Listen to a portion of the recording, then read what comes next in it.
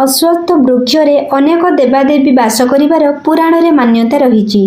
ଯେପରି ଭଗବାନ ବିଷ୍ଣୁ, ବ୍ରହ୍ମା ଏବଂ ମହେଶ୍ୱର। ଏହି କାରଣରୁ ଅଶ୍ୱତ୍ଥ ବୃକ୍ଷକୁ ହିନ୍ଦୁ ଧର୍ମରେ ପବିତ୍ର ବୋଲି ମନାଯାଇଥାଏ। ଅଶ୍ୱତ୍ଥ ବୃକ୍ଷରେ ସ୍ୱୟଂ ଭଗବାନ ବାସ କରିଥାନ୍ତି। ବନ୍ଧୁ, ତେବେ ଆସନ୍ତୁ ଜାଣିବା ଏହି ବୃକ୍ଷକୁ ପୂଜା କଲେ ଆମକୁ କି ଫଳ ମିଳିଥାଏ।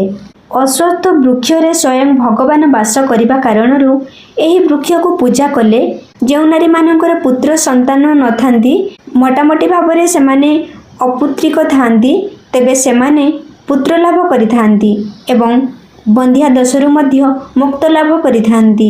ଏହି ବୃକ୍ଷକୁ ଆରାଧନା କଲେ ସକଳ ଦେବତା ପ୍ରୀତ ହୁଅନ୍ତି। ଏହା ଜ୍ଞାନର ବୃକ୍ଷ ଅଟେ। ଏହାରି ମୂଳରେ ତପସ୍ୟା କରି ଗୌତମ ବୁଦ୍ଧତ୍ୱ ପ୍ରାପ୍ତି ହୋଇଥିଲେ।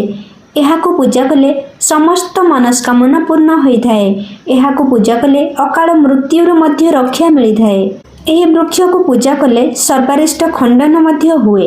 ଏହାକୁ ପୂଜା କଲେ ଧର୍ମ, ଅର୍ଥ, କାମ ଏବଂ ମୋକ୍ଷ ପ୍ରାପ୍ତି ହୁଏ।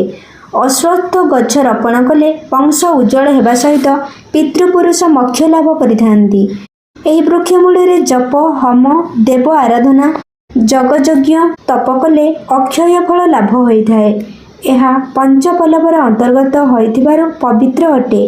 ମନ, ବଚନ, ଧ୍ୟାନ, ସ୍ତୋତ୍ର ପଠନ, ଚତୁରଙ୍ଗ ଦକ୍ଷିଣ ସହିତ ଅଶ୍ୱତ୍ଥ ଆରାଧନା କଲେ ସକଳ ଦେବତା ପ୍ରୀତ ହୁଅନ୍ତି।